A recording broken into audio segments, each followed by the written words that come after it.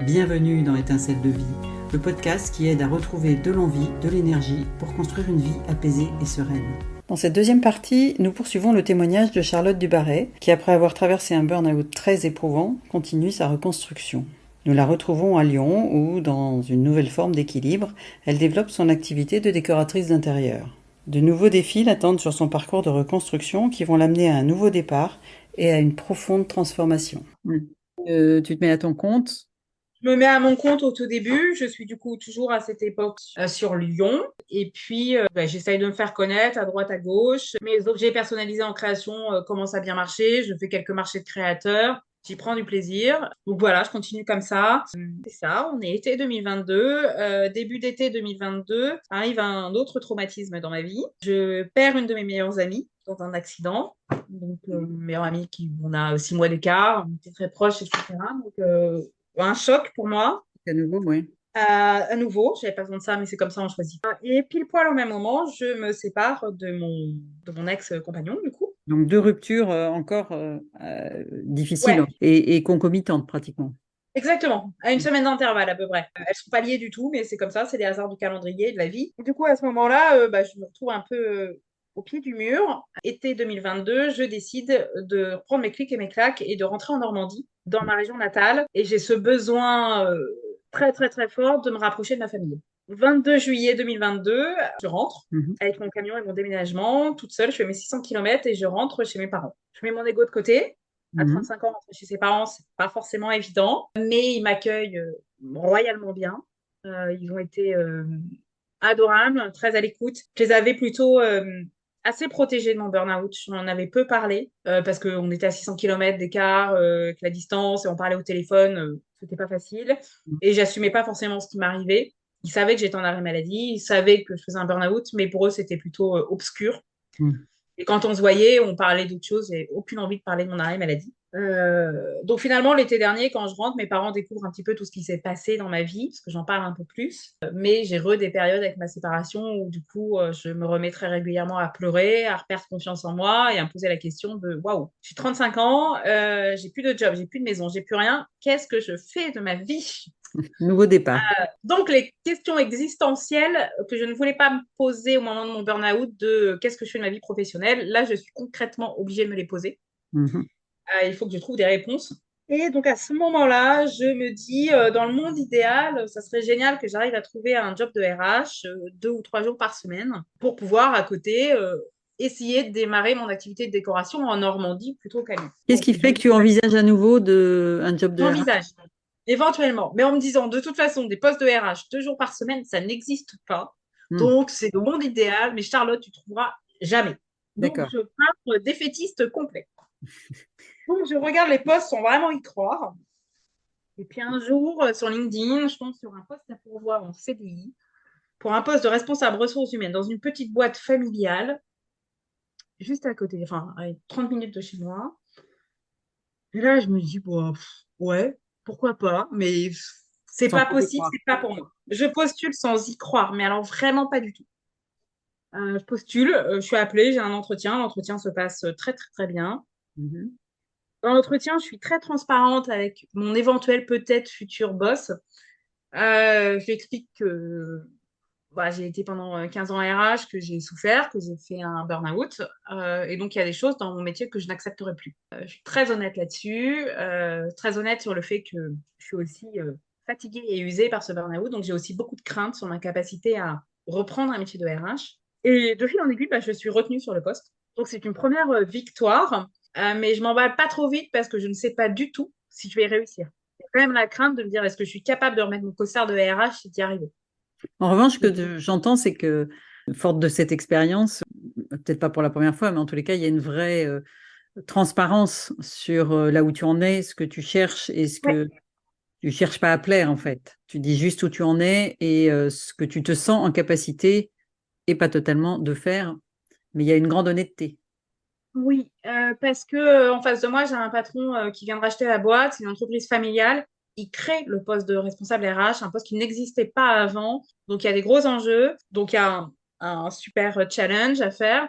Mais du coup, je préfère jouer carte sur table avec cette personne-là en expliquant mon parcours, en expliquant mes forces et mes faiblesses et en étant très honnête sur ce que j'ai vécu et surtout ce que je n'accepte plus en termes de management, en termes d'état d'esprit et de valeur dans mon métier. Donc, je lui explique aussi indirectement mes règles du jeu. Parce que Ok. je voulais pas décevoir et je voulais pas me survendre, quoi. Et puis, d'un côté, en fait, j'avais rien à perdre. Moi, je partais du principe que ce job, de toute façon, il n'était pas pour moi. Quitte à pas y croire, autant jouer carte sur table, je n'ai absolument rien à perdre. Le fait est, c'est que je suis retenue et donc en octobre 2022, je commence le poste de responsable ressources humaines Mhm. dans cette société de menuiserie et je commence à y bosser 2 jours par semaine. D'accord. Physiquement parlant, en termes d'énergie, comment tu fais pour continuer à retrouver de l'énergie, à remonter et continuer à avancer sur ta reconstruction en parallèle? Je bosse donc 2 jours par semaine. Le mardi soir, je suis complètement usée, fatiguée. J'ai plus aucune batterie. Le mercredi, je suis incapable de faire quoi que ce soit. J'ai besoin de dormir, j'ai besoin de recharger des batteries et j'ai beaucoup de mal à essayer de me mettre sur mon activité de décoratrice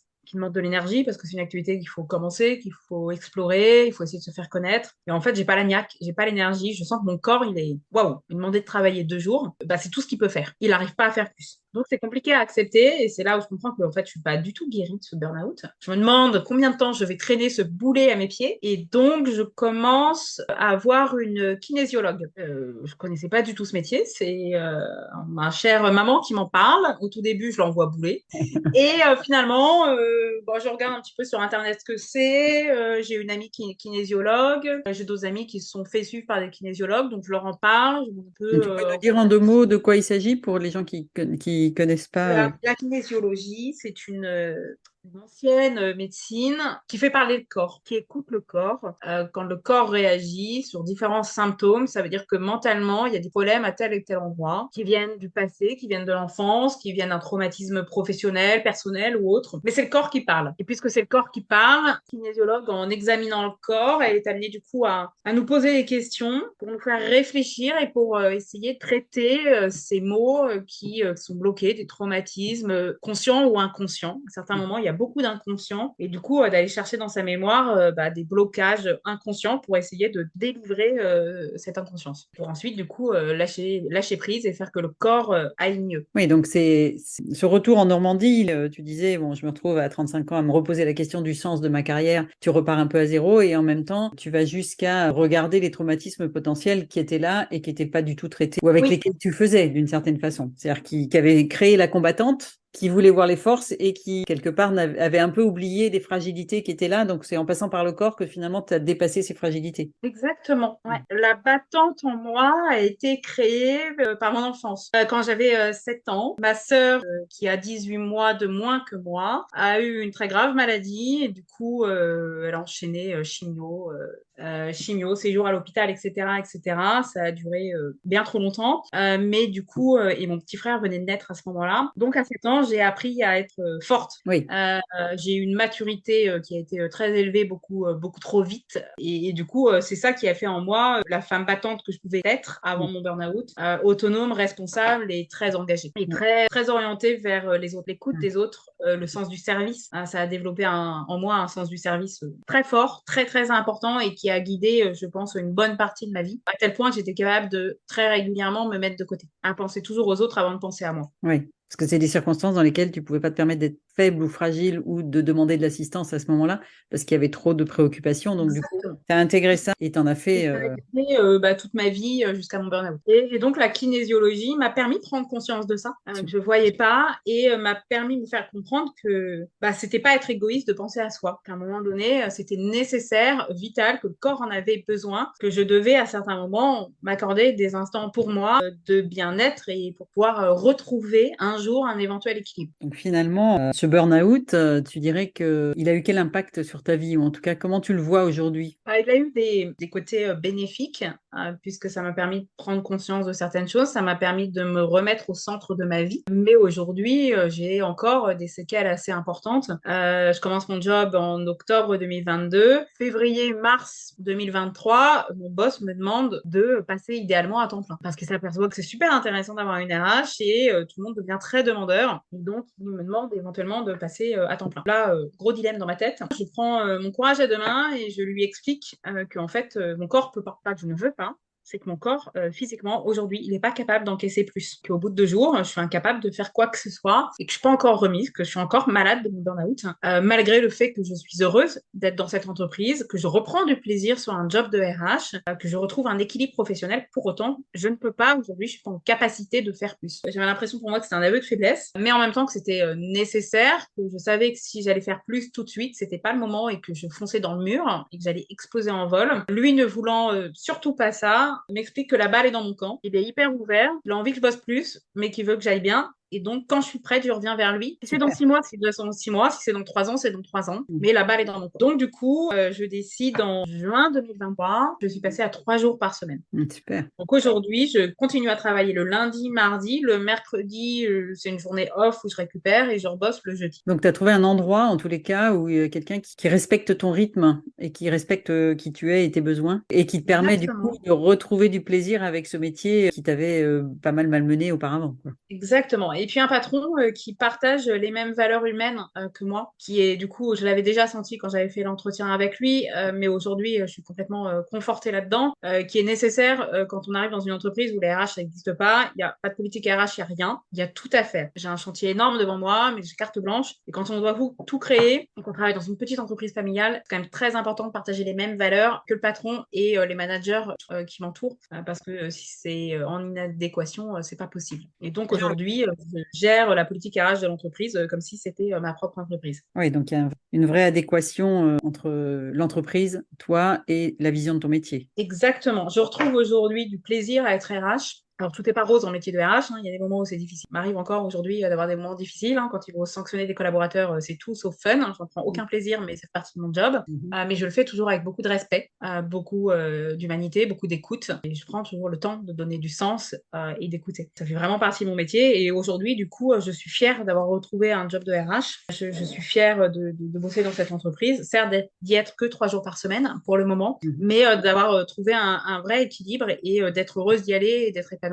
J'ai encore besoin d'avoir des jours off pour recharger les batteries et penser aussi à autre chose parce que ce métier de RH, on se donne beaucoup pour les autres. J'ai besoin d'avoir une soupape de découverte. Oui, pour pouvoir donner aux autres, c'est important d'avoir soi-même pas mal d'énergie et de se sentir bien. Du coup, qu'est-ce que tu as appris de toi au travers de cette épreuve? Qu'est-ce que tu retiens de tout ça? C'est quoi les enseignements de tout ça? Premier enseignement, ça a été vraiment la découverte de la maladie de burn-out. Comme quoi, c'est pas tabou, ça arrive à des gens très bien. Ça m'a appris finalement à me remettre au centre de mes priorités et me dire que si je ne vais pas bien, je ne peux pas continuer à m'occuper des autres. Et après, ce que je dois retenir surtout, c'est que il faut du temps.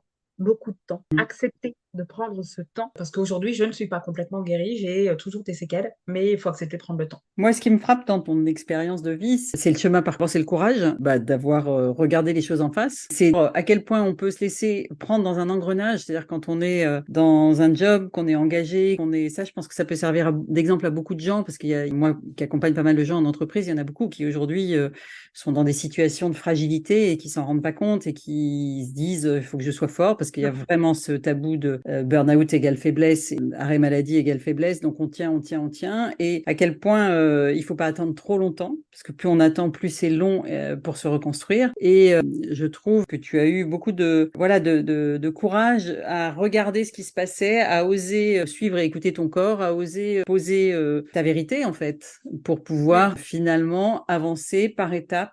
Et c'est comme si avant, le statut, l'environnement, les autres étaient tes guides, et qu'aujourd'hui, ton corps en premier, mais tu sais ce que tu veux plus, et tu oses dire j'ai besoin de temps pour me reconstruire. Et ça, je pense que c'est important, parce qu'il y a dans les gens qui frôlent le burn-out, ils pensent un peu comme tu l'as vécu, c'est-à-dire c'est de la fatigue et on va s'en sortir. Il y a des gens qui mettent 2 ans, 3 ans pour vraiment retrouver un équilibre. Donc ça, c'est hyper important. Et puis deuxième chose, je trouve que c'est très courageux de ta part de témoigner. Moi, j'avais été touchée par le message que tu avais mis sur LinkedIn qui disait, qui racontait un peu cette histoire. Et je pense que ça fera beaucoup de bien à beaucoup de gens qui n'osent pas. Et puis encore aujourd'hui, tu le prouves en acceptant cette interview et en parlant à cœur ouvert. Je trouve qu'il y a beaucoup de force dans ton témoignage et beaucoup de courage. Je te remercie en tous les cas de l'avoir partagé. Dernière petite question peut-être, c'est à des gens qui t'écouteraient aujourd'hui, ou si tu t'adressais à la Charlotte d'avant burn-out, qu'est-ce que tu aurais envie de lui dire? tout cas, D'écouter son corps, je pense que c'est le premier truc. Si avant j'étais capable d'écouter plus mon corps, il y a des signaux que j'aurais, je pense, vus. Je me suis beaucoup trop voilé la face. Accepter d'écouter son corps et donc d'accepter les messages qu'il nous envoie. Certes, de temps en temps, il y a des messages que notre corps nous envoie qu'on décrypte pas, qu'on voit pas. Mais quand ils sont trop répétitifs, c'est que ça veut vraiment dire quelque chose et j'aurais dû les écouter beaucoup plus tôt. donc être Et ça, je vigilant. pense que c'est la première chose, c'est écouter son corps. Le corps ne ment pas. Et la deuxième chose, puisque c'était la première, Et la deuxième chose, c'est se remettre du coup effectivement au centre et penser à soi, pas avoir honte de penser à soi. et que c'est pas un aveu de faiblesse que de penser à soi. Non. Ok, bah écoute, merci beaucoup. Merci à toi, Brigitte, pour ce moment. J'étais ravie de partager ça. C'est pas évident, mais c'est important parce que c'est pas tabou et c'est pas une honte. Donc il faut en parler pour aider et pour avancer. Ça fait du bien aussi de raconter ce qu'on a vécu. Ça fait partie aussi de la thérapie et des étapes qui sont importantes, de pouvoir assumer pour pouvoir remonter et continuer à avancer. Montrer qui l'on est finalement. Exactement. Merci beaucoup. Je te dis à très bientôt. Merci, au revoir, Brigitte. Voilà les quelques enseignements à retenir de ce témoignage inspirant. Je vous remercie pour votre écoute, j'espère que ça vous a plu. Et si c'est le cas, alors abonnez-vous pour ne rater aucun épisode. Et si vous avez des amis qui pourraient être concernés ou intéressés par Étincelle de vie, n'hésitez pas à leur partager le lien. Alors à bientôt dans vos écouteurs.